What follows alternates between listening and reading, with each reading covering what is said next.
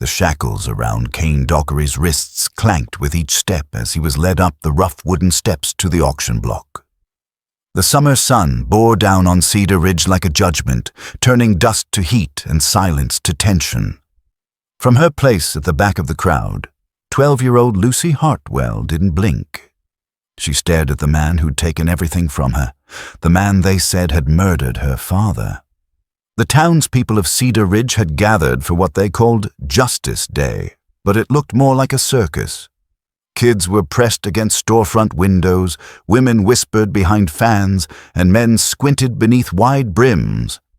Everyone came to see the mountain man get sold to the highest bidder. Some came to gawk, others came to judge. But Lucy came with something else. Cain Dockery stood 6.5 feet tall, with the bulk of a bear and the quiet of a ghost. His brown buckskin shirt hung in tatters over muscles too big for any jail cell. His hair, dark and unwashed, fell past his shoulders, and a beard peppered with gray covered a jaw cut sharp as a hatchet. His skin was weathered, burned by years of sun and wind, and his ice-blue eyes scanned the crowd like he wasn't surprised to be here, just tired of being hunted.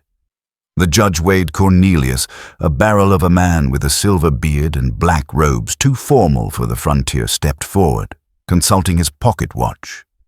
It gleamed under the sun like the last bit of order in a world too often ruled by chaos. "By order of the Territorial Justice Act," he called out, voice strong and clear, "the convicted Cain Dockery is to be sentenced to 7 years of indentured service for the murder of Henry Hartwell. Bidding will start at $50. A murmur rippled through the crowd at the name. Lucy didn't flinch. She heard her father's name every day in her head, heard it in the wind by the barn, in the way the gate creaked when she passed it alone. She heard it in the silence of supper. Wade Garrison, the blacksmith, raised his hand first. 50. Martha Fleming, town busybody and keeper of all things proper, countered. 60. I've got rooms that need tending, and a man who needs humbling. 70. Barked Tobias Crane, the richest cattleman in 2 counties, his voice soaked in arrogance and whiskey. He'll work for me until his back breaks. Cain didn't move, didn't speak. His hands were chained, his head held high. No fear, no begging. Lucy reached into her satchel and felt the weight of the cloth pouch her father's savings. All of it. Next to it, the deed to the ranch. 40 acres of stubborn soil and heartache. And beneath that, her father's Bible, the pages worn thin from years of twilight readings by lamplight. As the judge raised his hand to call the final bid, her voice rang out, cutting through the heat and chatter like a knife. 150. Silence. Heads turned. Someone laughed, short and nervous. Judge Wade squinted. Who said that? Lucy stepped forward, boots thudding on dry planks. She wore her best dress. Her mother's old blue one, faded by time and mended twice already. Her auburn braid hung heavy over one shoulder, and her green eyes didn't blink as she walked toward the platform. I said 150, she repeated, louder this time. Martha gasped. Child, this is no place for dramatics. I'm not playing, Lucy said, her voice steady. I have the money. And the deed to the Hartwell Ranch. The judge stared. You can't possibly understand what you're... I understand more than most grown folks, she said, eyes never leaving Cain. I buried my father 3 weeks ago with my own hands. I've run his ranch alone ever since. I've paid the taxes, fed the cattle, buried the dog. Don't tell me I don't understand. Gasps spread through the crowd like wildfire. Cain, for the first time, looked directly at her. Lucy took another step forward. And I'm not finished. I'm claiming Mr. Dockery as mine. Tobias Crane laughed. You can't be serious. That's a killer, not a field hand. Lucy pulled the pouch from her satchel and let it fall onto the platform. The clink of silver and gold silenced everything. Then she unfolded the deed and held it high. 40 acres, with water rights and grazing permits. Total value over $600. That enough to be serious? Judge Wade blinked. Miss Hartwell, the law requires that any purchaser be capable of supervising and housing an indentured worker. I've got a working ranch, a barn with a cot, a stove, a rope, and the will to make it work. He's my property if I win the bid, isn't that right? Wade nodded slowly. That's what the law says.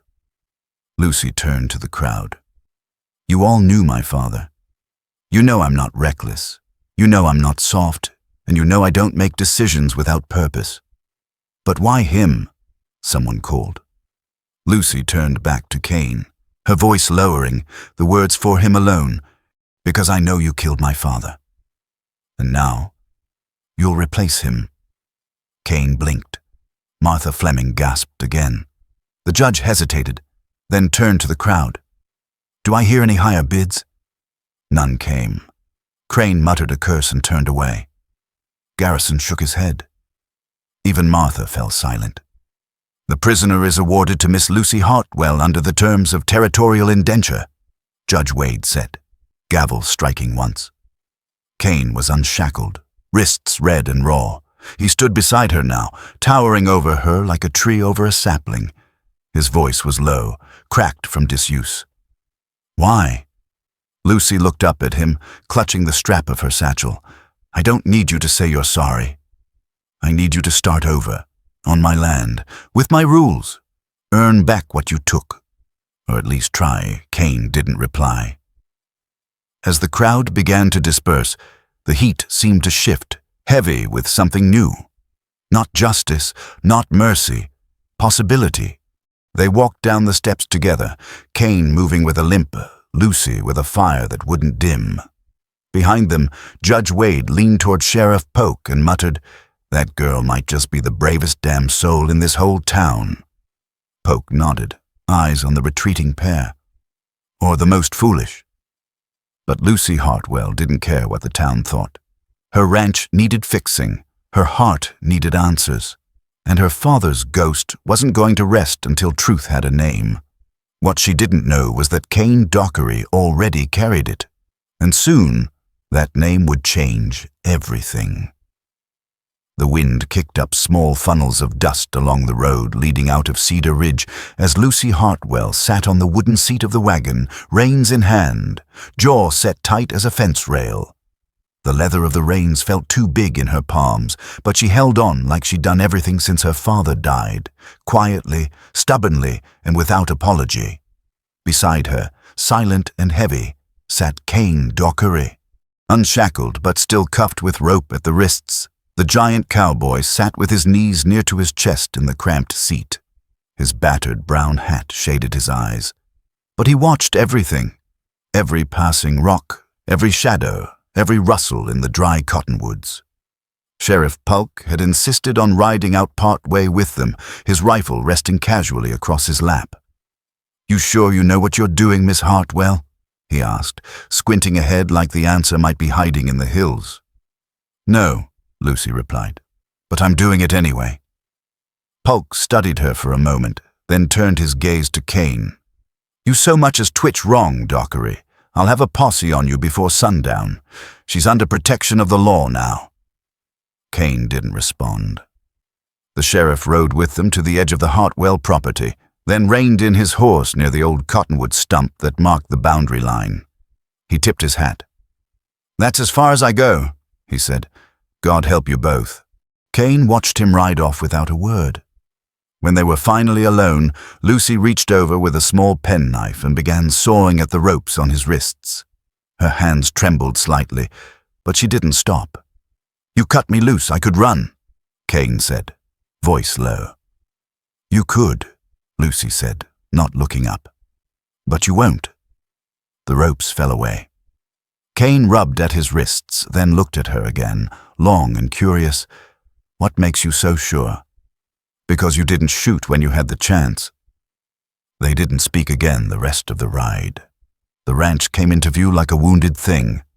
The white paint on the porch had peeled down to bare wood. One side of the barn roof sagged, and the north fence was half fallen. The cattle, what remained of them, grazed without much order, having long since forgotten what it meant to be herded. Cain climbed down from the wagon and stood still, taking in the place. It had once been cared for, with pride. Now it looked like something barely holding on. Lucy jumped down beside him, brushing dust from her skirt. "It's not much," she said, "but it's mine." Cain walked to the fence, tested a post with one hand. It wobbled like a drunkard in church. "Where's your help?" "Ran off 2 weeks after the funeral. Said I wasn't old enough to give orders." Cain nodded once. They were right. Lucy blinked. "Excuse me." He looked down at her. "You're not old enough." "But you did it anyway. That's something." She didn't know how to answer that, so she led him toward the barn. Inside, the air was thick with the smell of hay, leather, and the ghost of her father. Cain walked behind her with the kind of silence a man learns from years spent in places where noise can get you killed. "You'll sleep in the loft," she said, pointing to the ladder. "There's a cot and blanket. You eat in the house. We work at sunrise." He didn't argue, just nodded once and climbed the ladder with a grace that didn't fit his size. That evening, Lucy lit the stove and fried up salt pork with beans. She set 2 tin plates on the kitchen table, added cornbread, and poured coffee from a kettle that had outlived 3 governors. Cain ducked to enter the house. His head nearly scraped the door frame.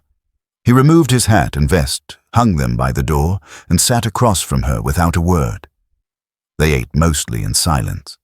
The only sound was cutlery scraping metal plates and the occasional crackle of the fire. "You really believe I killed your father?" he asked finally. Lucy didn't look up. "I believe you were there." "I was." "Then you know who did it?" Cain's jaw worked as he chewed. He swallowed, then took a slow sip of coffee. "I know it wasn't me. That's all I'll say for now." Lucy met his eyes. "That's not enough. It's all you'll get until I trust you." "You think this is about trust?" Her voice rose, sharp. "You think I bought a man like buying a mule because I was bored? I had to walk into that town and say the name of the man who murdered my father, and then take him home like he was some broken horse." Cain looked at her quietly, letting the words hang. "You could have let me hang. You deserved worse." "I probably do," he said, "but you chose something else. You want to know the truth? You may not like it." Lucy leaned forward. "I'm not looking for comfort, Mr. Dockery. I'm looking for the truth." Cain stared at the fire for a long moment. "Then you'd better be ready to bleed for it." That night, Lucy lay awake in her father's bed, staring at the rafters. Wind whistled through a cracked pane of glass, and the old floorboards creaked as the house settled around her. Up in the barn loft, Cain Dockery sat on his cot, turning her father's Bible over in his hands. He had seen it on the table and taken it, not out of disrespect, but because the name inside the cover, Henry Hartwell, was written in the same hand that once signed a letter Cain had carried through gunfire and mud during the war. He flipped through the pages. A note fell out, folded and yellowed with time. Cain picked it up, eyes narrowing. The note was addressed to "My daughter," and it was dated 2 days before the shooting. Cain didn't open it. Not yet. Instead, he placed it back inside the Bible and stared out into the dark. He had a feeling this little ranch held more secrets than broken fences and old cattle. And Lucy Hartwell wasn't the only one looking for redemption out here. Some debts couldn't be worked off in years. Some had to be paid in truth, and truth was never cheap. The morning came cold and gray, a thin layer of frost silvering the fence posts like the ranch had exhaled in its sleep. Cain rose early and without sound, his footsteps careful on the ladder down from the barn loft. He filled a pail from the creek as Lucy had instructed, splashed his face, then studied the ranch like it was a battlefield he didn't yet understand. The place needed more than work. It needed resurrection. By the time the sun peeked over the ridge, he'd already repaired the first corner of the collapsing fence. He moved with slow purpose, methodical, quiet, never wasting a nail. Lucy watched from the cabin window, arms crossed over her chest, a coffee tin cradled in her hands. There was something both unsettling and steadying in the way he moved. Later, she brought him a cup of water and a piece of cornbread, warm from the stove. "You work like someone who's used to fixing what isn't his," she said. Kane took the tin cup, his hands nearly swallowing it.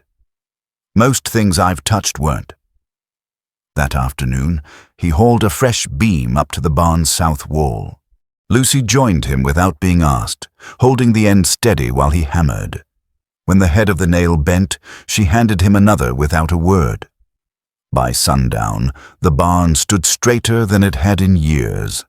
They ate supper at the kitchen table. Beans again, with boiled potatoes and a slice of tough jerky. The lamp flickered in the corner, casting warm halos across the walls.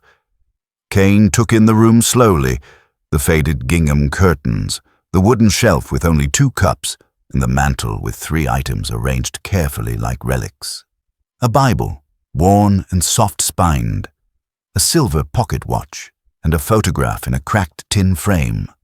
A young woman with Lucy's eyes, and Henry Hartwell's smile. "She was beautiful," he said, nodding toward the picture. Lucy didn't look up from her plate. "My mama died when I was 6. Fever took her before the doctor even got here." Kane studied the photo a moment longer. "You still keep her close." "She's not the only one." Lucy reached over and picked up the pocket watch, holding it gingerly in her palm. She pressed the side button, and it clicked open. Inside, scratched faintly in the cover, were the initials H.H. My daddy read scripture by this every night. He said it ticked like a heartbeat, helped him sleep. Kane looked down at his plate. "He was a good man." "You didn't know him." "I knew of him," Kane said. "And I knew what kind of men other men feared quietly." She looked at him then. Really looked. "Did he ever mention a Kane Dockery?" Kane didn't answer right away. Instead, he reached into his coat pocket and pulled out something wrapped in oilcloth. He unwrapped it slowly to reveal a long-handled hunting knife, its grip worn smooth from years of use. The blade was clean but old, with a few nicks that told stories of their own. "He gave me this once," Kane said. "Back in Tennessee, after a skirmish that left 3 men dead and him with a bullet in the shoulder. He was bleeding bad, and I dragged him half a mile to a creek bed." Lucy's brows furrowed. "You served together?" Kane nodded. "Union, 1864. Same regiment. He was older than me, steadier. The kind of man who could make a campfire in pouring rain. Carried a Bible in one hand and a rifle in the other." Lucy blinked slowly. "He never talked about the war. Most men worth their salt don't." They sat in silence. The oil lamp hissed gently. Somewhere outside, a barn owl called once, sharp and lonely. Kane leaned back in his chair, voice quieter now. "There was a night near Franklin, deep in the woods. Henry and I were scouting ahead when we got caught in crossfire. I got pinned under my own horse. Thought I was done for. He pulled me out, carried me uphill with lead flying past our ears. When I came to, we were under a bridge and he was sewing my legs shut with fishing twine." Lucy's mouth parted, but no words came. Kane set the knife down on the table. He never once asked for anything in return. Just told me to get better and keep my boots dry. She reached over and picked up the knife, turning it slowly in her hands. Her fingers lingered on the initials carved faintly into the wooden grip. "Why didn't you say this before?" "Didn't know if I was welcome to." She set the knife down beside the Bible. Her eyes were distant, moist now, but not broken. "He used to read out loud before bed," she said. "Every single night, even when we were dead tired. Said if the last words you hear are from the good book, the rest of your dreams don't matter." Kane looked at the Bible. He say that during the war, too? Lucy shook her head. He said it after.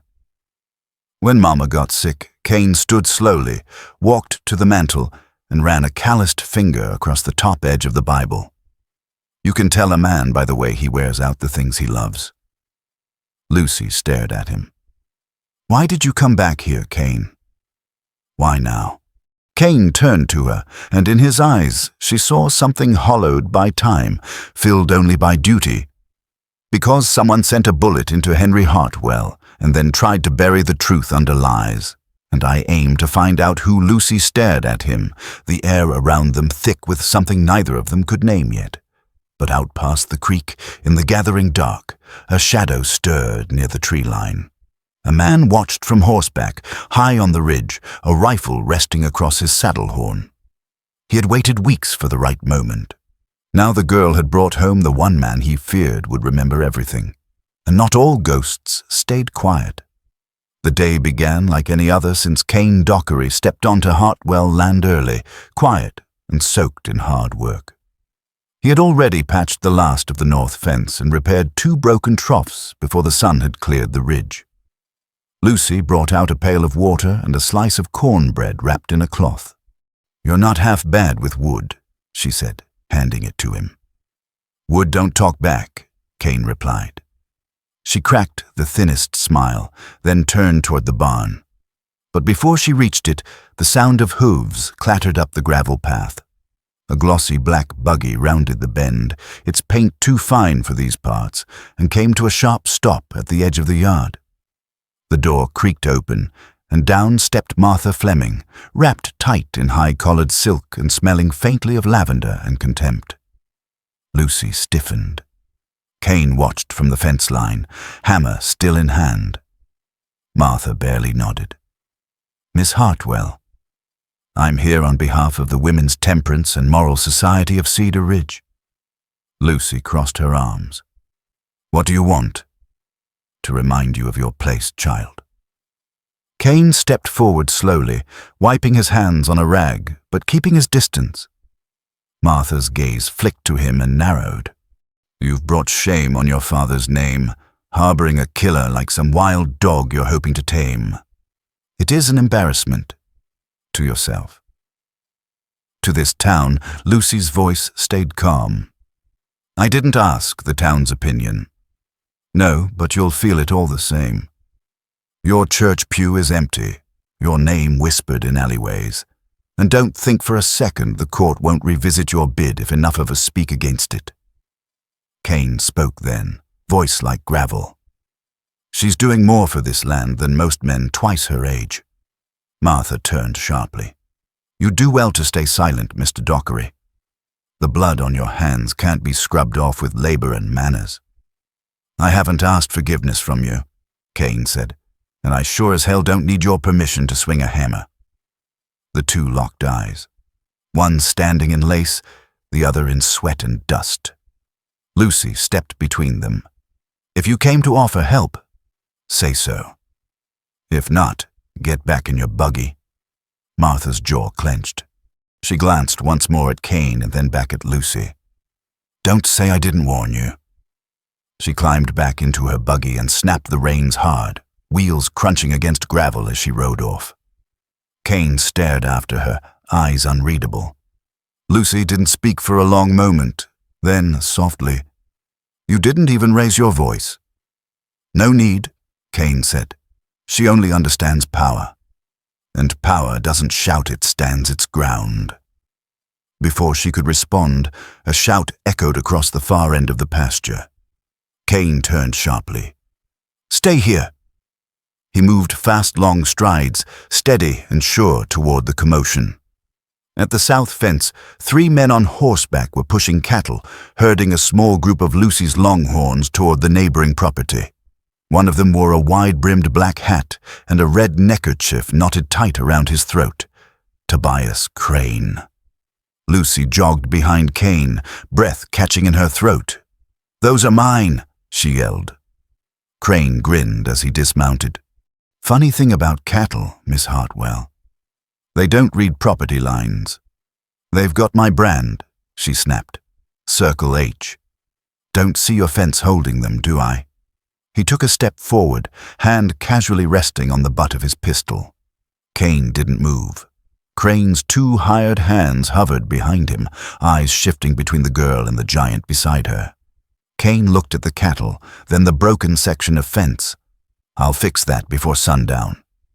"You'll do more than that," Crane sneered. "You'll give back what ain't yours." Cain took one step forward. Just one, but it was enough to make the horses shift under their riders. "I've patched over 100 feet of that fence already," Cain said, his voice slow and heavy. "I know every hoofprint that crossed it. Those cattle wandered, but they didn't run." Crane smirked. "You calling me a thief, Dockery?" Cain's eyes narrowed, his stance still. "I'm saying I've seen men steal in broad daylight, then call it justice. And I've seen men hang for less." The silence stretched long. Then, almost too casually, Cain unbuttoned his worn vest, revealing the scars that trailed from his shoulder down beneath the collar of his shirt. "Go ahead," he said. "Draw." Crane's smirk twitched. His hand hovered an inch from his pistol, but he didn't draw. Not with that man staring him down like death itself had just borrowed a human body and knew how to use a hammer as well as a gun. Cain didn't blink. Finally, Crane let out a rough chuckle and raised his hands. "Well, hell." No use arguing with muscle and ghosts. He climbed back on his horse. "But that fence better be fixed. Next time I find cattle on my land, I won't bring them back. I'll butcher them on the spot." Cain's voice followed him like thunder. "You touch one head again, I'll drive nails through your boots and hang your saddle from the gate." Crane didn't reply. The men rode off in a cloud of dust and humiliation.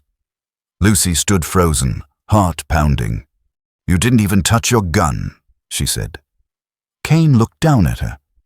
"Didn't have to." "You didn't even yell." "Didn't have to do that either."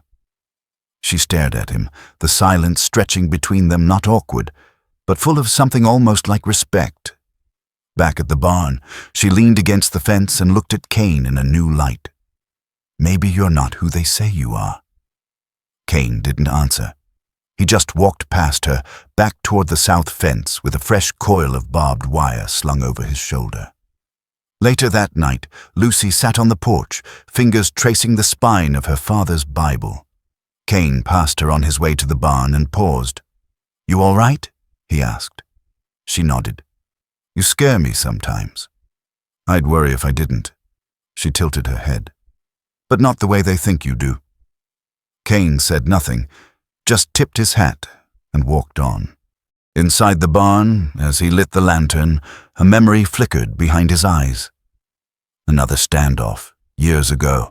The smell of smoke and blood thick in the air, and a man standing between him and death. That man had been named Henry, but Cain wasn't the only one holding on to the past. Up in town, behind shuttered windows and locked doors, someone else was watching. A man who'd seen what Cain had done. A man who remembered another version of that war story, and he wasn't about to let the past stay buried much longer. The storm rolled in at dusk, a restless wind rattling the shutters and sifting grit under the cabin door. Lucy had been cleaning the kitchen when she found the cedar box her father used to keep his spare tools. It had always sat beneath the table, smelling faintly of oil and wood smoke. She meant only to sort the nails and replace the loose hinge, but her fingers caught on a board that shifted under pressure. A hidden compartment. Inside lay a bundle wrapped in oilcloth. She unwrapped it slowly, her breath snagging in her throat. A small Bible with her father's notes tucked between the pages. A folded letter addressed in Henry's careful script, and beneath it all, a daguerreotype sealed in a thin brass frame. When she lifted it toward the lantern, the past stared back at her. A younger Henry Hartwell stood in uniform, his arm around a woman with bright eyes and a shy smile. Her mother, Mary Catherine. And beside them, taller than both, clean-shaven, the same ice-blue eyes, the same sharp jaw, but no beard yet to hide it. Cain Dockery. Lucy sank into her father's chair, the photograph trembling in her hands. She read the letter without realizing she'd started. Her father's words spilled out like water from a cracked canteen, full of regret and warning. He wrote of a man named Cain Sullivan, once his closest friend and his brother in all but blood. A man who had disappeared years ago after a misunderstanding that broke us both. A gust of wind slammed the window open. The lantern flickered. She looked up and found Cain standing in the doorway, rain dripping from the brim of his hat. His shirt clung to his chest, his hands empty, palms open as if ready to surrender. "You found it," he said quietly. She held up the daguerreotype. "Tell me why you're in this picture with my parents." Cain took off his hat and stepped inside, closing the door behind him. Because once, a long time ago, I wasn't Cain Dockery. I was Cain Sullivan, and Mary Catherine was my sister by adoption, not by blood. She was a little girl when my folks took her in. I grew up thinking of her as mine to protect. When she grew up, I forgot she wasn't. Lucy's voice was thin, almost breaking. "You loved her?" "I did." He moved to the table but didn't sit. "And I hated your father for loving her too. He was my best friend from the war. We came back to Denver together. I introduced them, thought I was being noble. His laugh was short and bitter. Then she chose him. And I couldn't stand to see it." Lucy pressed the photograph against her chest. "So you left." "I left, angry, drunk, proud. I said things no man should ever say to the people he loves. I threatened Henry, told him I'd make him pay. Then I vanished into the high country. Years went by. I tried to drink the shame out of me, tried to trap and wander until I forgot. But I didn't." His eyes lifted to hers, the blue of them washed clean by rain and memory. "When I heard about a rancher named Hartwell outside Cedar Ridge, I knew it was Henry. I came down to see for myself. I wanted to beg forgiveness. I wanted to see the child my sister died bringing into the world. I wanted—" He trailed off. "You wanted to make amends," Lucy whispered. Cain nodded. "But by the time I found him, he was already dying. I held him on the trail. He told me to take care of you. Those were his last words. That's why I let them put chains on me. I thought maybe I deserved to hang." Lucy stared at him, torn between anger and grief. "All this time, you were my uncle." "I was," Cain said. "I still am, if you'll let me be." She rose slowly, the photograph clutched tight, the rain drumming the roof like 1,000 hooves. "You were there the night he died." "I was." His voice cracked. "But I didn't pull the trigger." "Then who did?" His jaw clenched. "I don't know." "But it wasn't a robbery. Whoever killed Henry was after something else. He'd been frightened for weeks, checking his rifle, keeping you close. He never told me why, and now it's too late to ask." Lucy felt the weight of the letter in her other hand, her father's handwriting, full of secrets she hadn't yet read. She wanted to hate Cain, but the man in front of her was no stranger now. He was the last piece of family she had left. Her voice shook. "I don't know if I can forgive you." "I don't know if I deserve it," Cain replied. "But I'll find who killed him, and I'll stand between you and whatever's coming, even if it kills me." She looked at him for a long time, the storm echoing in her chest. "We're both all that's left," she said finally. He bowed his head. "Then we start from there." She turned toward the window. Out past the rain, a faint light flickered on the ridge too steady for lightning, too distant for a lantern at this hour. A signal. Watching. Waiting. Lucy's hand tightened on the daguerreotype. "Someone's out there," she murmured. Cain followed her gaze, eyes narrowing. "Then the past isn't done with us yet." The next morning broke with a brittle chill, the kind that snapped twigs under boot and made crows call sharp against the blue. Cain rose early, as he always did, but found Lucy already at the hearth, stoking the fire, her eyes distant, haunted by truths freshly unearthed. She'd hardly spoken since finding the photograph. Now she sat with the family Bible in her lap, thumbing through pages like a woman searching for something she couldn't name. Her fingers stopped midway through the book of Psalms. The corner of one page bulged slightly. A crackled edge of paper stuck out, a note tucked in deep. She pulled it free. It was yellowed with age, folded neatly into fourths, sealed with wax. Her name was written across the front in her father's steady, looping hand. Lucy stared at it for a long moment before breaking the seal. Cain watched her from the porch, leaning against the post, silent. She read slowly, then again, then a third time, her hands beginning to tremble. Cain stepped inside when she didn't look up. "What is it?" She held the letter out to him. It was hidden in Mama's Bible. "He left it for me, to read if he died unexpectedly." Cain took it gently, eyes scanning the page as the lantern glow flickered across his face. His brow furrowed deeper with every line. Lucy's voice was flat. He was scared. The letter told of a different kind of death. Not illness, not cattle rustlers, not bad luck on a lonely trail. Henry Hartwell had feared something darker. "I served with men who wore brass and stars, but carried rot behind their medals," Henry had written. "In Franklin, 1864, I saw them torch a house full of civilians, not rebels, not soldiers, just frightened women and children. We'd already taken the town. There was no reason for it. I tried to report it.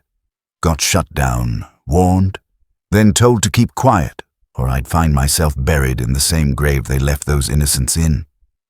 He had stayed quiet for years, but in the months before his death, strange letters arrived. No return address.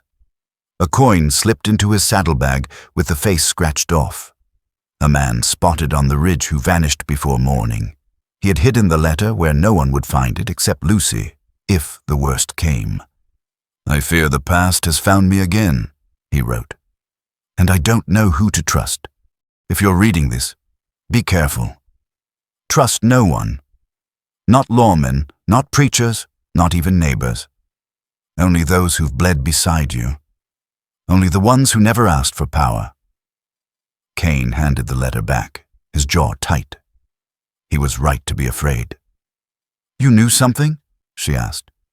"Not everything," Cain said, "but I remember whispers about Marcus Webb. During the war and after. He wasn't a soldier. He was something else. A cleaner, a ghost with a knife, paid well to silence problems. Is he the one who—" "I can't say for sure," Cain said, "but if Henry got close to naming names again, someone like Webb would have been sent to finish it." Lucy's voice turned sharp. "He didn't die for nothing. He died because he told the truth." Cain nodded once. "That's usually the reason they kill the good ones." She stood then, walking over to the mantel. The picture of her parents still sat there, undisturbed. She looked at it a long while, then placed the letter beside it, folding the Bible closed over both. "I thought this was about cattle, or a grudge. Or even you," Cain met her gaze. "It's about silence. They buried what they did, and they're willing to bury anyone who remembers. Then we dig it up." He studied her, that flicker of fire behind her eyes now burning steady. "That's a hard road, Lucy." "I know. But if we don't walk it, he dies twice." Outside, a hawk screamed over the valley. Cain stepped to the window, scanning the ridgeline. The light they'd seen the night before was gone, but something still lingered like breath on the back of your neck. "They'll come again," he said. "Then let them come," Lucy replied. "I'm not the same girl who stood in that auction yard." He nodded. "And I'm not the same man who let your father walk into death alone." They stood in silence for a moment. Then a voice rang out from the barn. "You in there, Hartwell?" Cain stepped forward like a bear out of winter, reaching for the rifle near the door. Lucy followed, heart tight. They stepped out together, shoulder to shoulder. Sheriff Polk sat on his horse at the edge of the yard, looking uneasier than usual. He raised a folded telegram. "Thought you'd want to see this," he called. "Just came down the wire from Denver." Name on it might interest you. Kane took it. Unfolded. Read. Then he looked up, eyes narrowing. "They know we're looking," he said. Lucy stepped closer. "Who sent it?" Kane didn't speak, but his hand tightened around the paper until it crumpled in his fist. The wind shifted just past midnight, a sudden hush falling over Cold Creek as if the land itself held its breath. Kane woke with a jolt, the hair on his arms rising. He'd learned a long time ago that silence in the wild didn't mean peace. It meant danger. He moved fast, grabbing the rifle propped near the barn door, eyes scanning the yard. The cattle were restless. The hens silent. The dog, usually curled beneath the porch, was nowhere to be seen. Inside the cabin, Lucy slept with her father's Bible pressed to her chest. Kane opened the door softly and whispered her name. She was awake before he spoke again, eyes alert, body rigid. "What is it?" "Something's wrong." "Stay low. Stay inside." She slipped from bed, pulling on her boots, then reached for the mirror behind the door. Tucked in its frame was the small, cracked signal flare her father had taught her to use. She glanced at Kane. "If it goes bad," he nodded. "Light it, point toward town. Then run." The words were barely out when the first shot cracked across the yard. The window behind Lucy exploded, glass showering the floor. Kane tackled her to the ground, rolling behind the thick stone hearth. Another shot ripped into the wall where her head had been moments before. "3 men," he hissed. "Rifles. One's on the shed roof. Other 2 are circling the barn." "Who?" she asked. Kane's jaw tightened. "Webb's crew. Maybe even the bastard himself." He peered through a sliver in the shutter, saw the flash of movement, too fast, too trained. These weren't petty rustlers or angry neighbors. These were professionals. Lucy crawled toward the back door, keeping low. "I can reach the signal." "I can call for help." Kane grunted. "Don't miss." She kicked the door open and dashed into the dark, boots pounding soft dirt. A shot whizzed past her ear, but missed. She reached the ridge behind the barn, heart thudding. Hands shaking, she struck the flare against the rock. It sparked once, then caught, throwing up a green blaze into the sky like a comet slicing the stars. Back at the cabin, Kane fired twice in quick succession, ducked, reloaded, then fired again. One figure dropped from the roof of the shed and didn't rise. Another returned fire from the woodpile, shouting something Kane couldn't hear. Lucy watched from behind the trough, panting. Then a shadow moved too close. A man she didn't know, tall, wiry, eyes like polished coins, slid through the darkness toward her with a knife in hand. Kane saw him too late. "Lucy!" he bellowed. She didn't scream. Instead, she threw a handful of ash from the fire pit into the man's eyes, then slammed the butt of the flare stick into his nose. He stumbled, cursing, blood spilling down his chin. Then a shot rang out. Kane's bullet struck the man in the chest and spun him backward into the trough. He didn't move again. Kane dropped to one knee, gripping his side. Blood soaked his shirt just above the hip. Lucy rushed to him. "You're hit." "Not bad," he muttered. "Just a kiss." Another shout came from the tree line. The last man was fleeing. Kane lifted the rifle, squinting, aiming through pain. Then he stopped. "No," he said through gritted teeth. "That's him." Marcus Webb turned once at the edge of the trees, his face lit briefly by the dying flare. Cold, precise, not angry, just calculating. He vanished into the dark like he'd never been there at all. Within minutes, distant hooves thundered toward them. Sheriff Polk and 2 deputies galloped up the ridge, lanterns swaying, revolvers drawn. "You lit that signal," Polk said, jumping from his horse. "We saw it clear from town." Kane dropped the rifle and sank onto the porch step.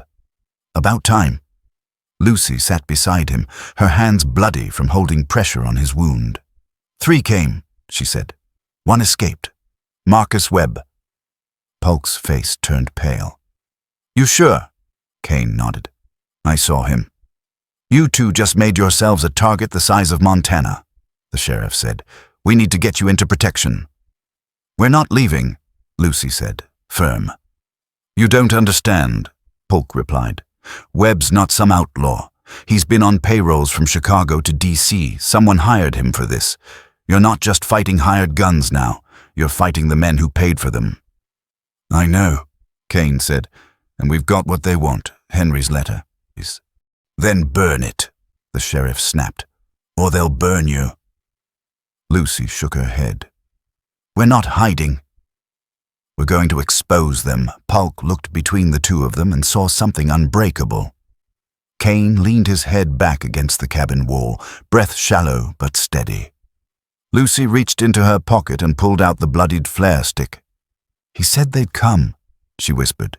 "He just didn't say how fast." Inside the tree line, miles away, Marcus Webb watched the fire fade. He touched his shoulder, where the bullet had grazed. He smiled thinly. "They're tougher than they look," he muttered.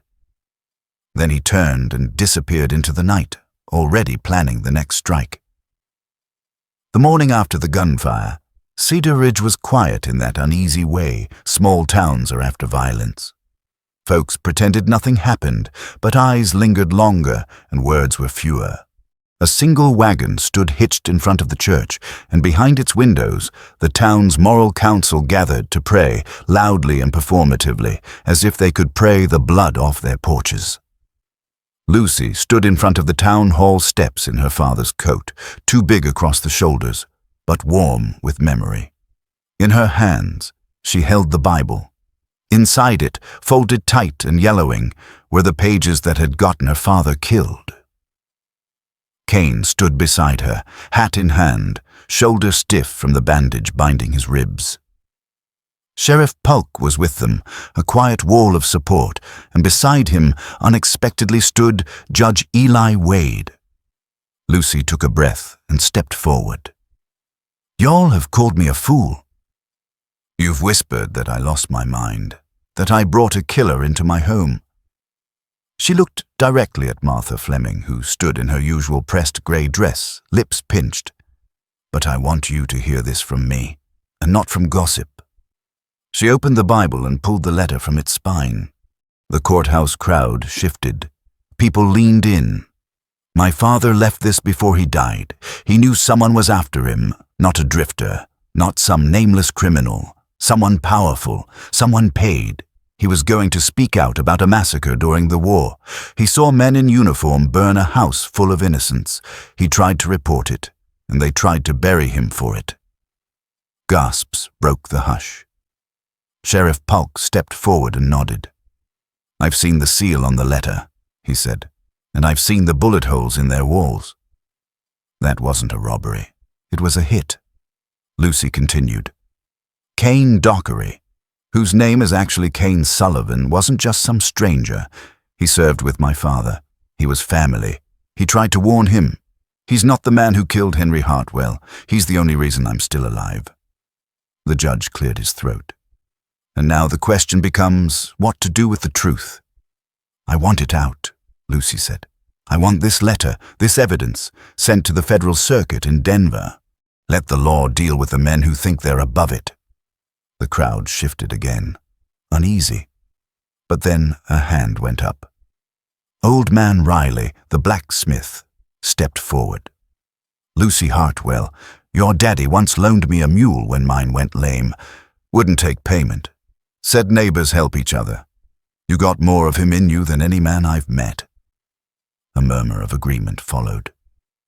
Then Martha Fleming spoke, voice sharp. "You're dragging this town into matters bigger than it's meant to bear. Politics, war crimes, federal entanglements. It's not our place," Kane finally spoke. "No, ma'am. But burying the truth ain't your place either. The judge looked to Polk. Can you get them to Denver? Polk nodded. I can wire ahead. They'll be expecting us. Lucy and Kane will testify under protection. I'll ride with them. Lucy clutched the Bible tighter, her heart pounding. This was it. No more hiding, no more running. Her father's truth would live or die with her. That evening, she packed the cabin slowly. Kane sat on the porch, watching the horizon, his rifle leaning against the rail. The cows wandered the far field. The barn stood repaired, proud again. I never meant to stay here this long, he said. I never meant to trust you, Lucy replied. But here we are. He looked at her and something passed between them, unspoken, but steady. You sure about this? He asked. I've never been more sure. The next morning, the sun rose through a gauze of mountain mist as their wagon rolled out. Kane rode beside Lucy, his frame towering above hers, but both faces set with purpose. Behind them, the town watched, not jeering, not mocking, just watching, and some nodded. As the wagon reached the pass, Kane turned back once. Denver's not going to be easy. Lucy didn't flinch. I don't want easy. I want right far behind them, hidden in the thickets of pine above the ridge. Marcus Webb watched through a spyglass, still nursing the graze along his arm. They made it through the fire, he muttered. But Denver's a whole different game. He lowered the glass and disappeared into the trees again, already moving toward the rail line. The hunt wasn't over yet. The courtroom in Denver was colder than Lucy expected, all white walls and polished oak. Its tall windows swallowed the morning light, casting long shadows on the worn floor. Men in fine suits filled the benches, attorneys, officers, journalists from Chicago and St. Louis. Outside, the press called it the trial of the decade. Inside, it was still just a room where truth had to fight to be heard. Lucy Hartwell sat on the witness stand in her pale blue dress, the hem freshly stitched, her boots polished clean. She looked small, young, but her voice didn't shake. I saw the letter, she said. I held it. I read it. My father feared he'd be killed for what he saw in Franklin, Tennessee. He was right. The prosecutor handed the letter across to Judge Hammond. The old man squinted through his spectacles, then passed it down the line. Gasps whispered across the gallery. The defense objected. Hearsay, they said. Unverified. But Kane was next. He walked with a limp, his wound not yet fully healed, but his frame filled the witness box like a barn door closing. Hat off, jaw set, eyes straight ahead. Henry Hartwell was a decent man, Kane said. Tried to tell the truth when no one wanted it told. And I believe men in this very room, men wearing stars, ribbons, and brass paid to shut him up. Gasps turned to murmurs now. Kane named names: General Aldridge, Colonel Veston, Brigadier Lee, officers from the war who had retired, wealthy, political, some even elected. They were linked not by loyalty, but by guilt. The letter had included details only someone on the inside could have written. Coordinates, names, whole towns burned. Judge Hammond called a recess. Outside, protesters gathered. Some waved flags. Some held signs with Lucy's name. Some chanted. Inside, the truth was cracking polished floors. 2 days later, the news hit. General Aldridge had taken his own life. A pistol to the mouth in his office at Fort Keogh. Colonel Veston fled, but was captured by marshals before he reached the Mexico border. Brigadier Lee was arrested and refused to speak a word. But it wasn't over. The night before the final verdict, Lucy stepped out for air behind the federal building. The alley was narrow and half lit by a gas lamp. She didn't hear the man approach.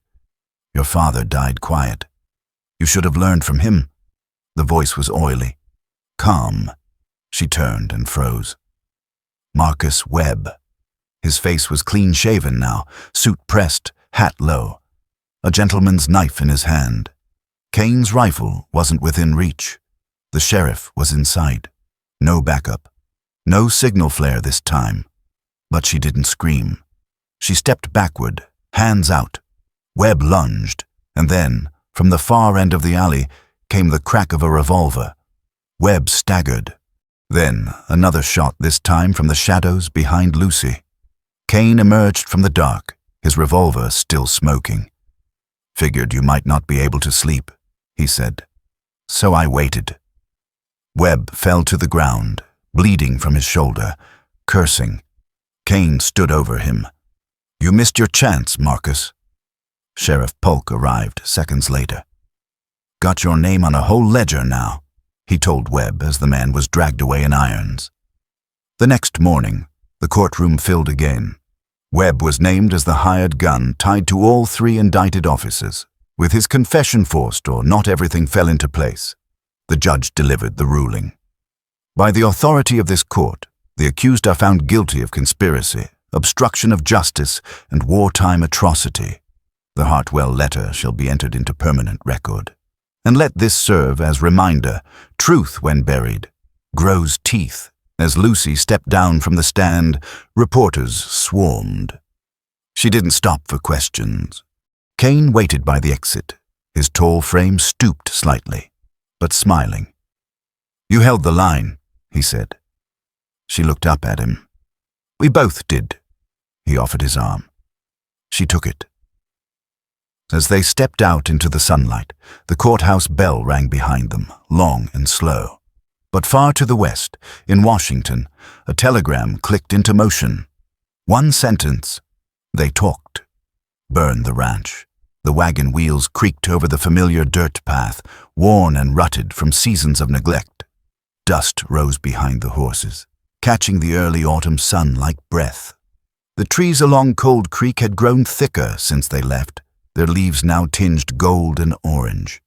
A wind stirred the grasses that brushed the old fence posts, many of which leaned like drunks after a long night. Lucy sat beside Kane on the bench seat, her hands steady on the reins. She was taller now, nearly 14, her chin a touch sharper, her voice more measured. But her eyes, still the same flint gray with storm behind them, never stopped searching the horizon. Kane had grown grayer in the beard, a new line carved under his left eye, a scar from a knife fight in Denver that ended before it ever began. He was still quiet, still built like a barn, still wearing that old brown cowboy hat with the sweat-stained brim. But now, when Lucy looked at him, it wasn't with suspicion or guarded strength. It was with trust. They rounded the final bend and saw it Hartwell Ranch, or what was left of it. The barn had collapsed during the winter storms. One side of the house bore fire scorch marks, where someone had clearly tried to torch it and failed. The garden was overtaken by thistle and bramble, and the fence was nearly gone. Kane stared long. "Could have been worse," he muttered. Lucy climbed down, her boots kicking up dust. She knelt and ran a hand along the earth, then stood. "We start with the well," she said. "Then the roof." Kane gave a single nod. "I'll do the roof." "You check the root cellar." They worked until sundown. No words needed. That night they sat on the porch steps. The sky above was layered in stars, the kind you only see when you're far enough from everyone else's noise. Crickets chirped. The creak of the rocking chair behind them set the rhythm of rest. Kane smoked his pipe, and Lucy leaned back against the post. "I got the letter," she said, "from the school." He looked over. "They want me back in Denver. Full term, scholarships and all." She glanced at him. "But only if I promise I'll return here." "I told them I would." He exhaled. "Ain't surprised they want you. You got your daddy's head and your mama's fire." She was quiet a moment. "What if I'm gone too long? What if the ranch forgets me?" Kane shook his head. "The land don't forget who listens to it. And this place, it's in your bones." "It'll wait." Lucy smiled. "I figured you'd say that." From inside the cabin, the newly hung picture frame caught the flicker of lamplight. A black and white photograph, the only one they'd ever taken together. Kane sitting upright, boots polished, a clean shirt too tight across the chest. Lucy standing beside him in her Sunday dress, chin high, eyes defiant. Sheriff Polk had taken it before they left Denver, said they'd want something to hang in the new parlor. The wind picked up again. Somewhere out by the creek, an owl hooted low. Lucy leaned forward, arms wrapped around her knees. He would have been proud. Kane glanced at her. She added, quieter this time, but so am I. They sat like that a while, letting silence say what words couldn't. In the morning, they would begin fixing the barn. In the fall, Lucy would ride east. In the spring, she'd return. And between now and then, life would take root again. Just before going in for the night, Kane reached into his coat pocket and handed Lucy something wrapped in a cloth. She opened it slowly, her father's pocket watch, the same one that had been found in Kane's hand that day in Cedar Ridge, blood still fresh, but now polished, ticking, alive again. He'd want you to have it, Kane said. Lucy didn't cry. She just held it tight. Behind them, the horizon caught fire with the last light of day. Another night beginning, another chapter unwritten, and far off, down the rail line leading west, a train rolled toward the frontier, because stories don't end. Not really. They just change riders. If this story moved you, there's more ahead. Subscribe to Western Legacy, where the dust never settles, justice rides tall, and healing always finds its way home. A new story awaits one cabin, one promise, and one second chance at a time.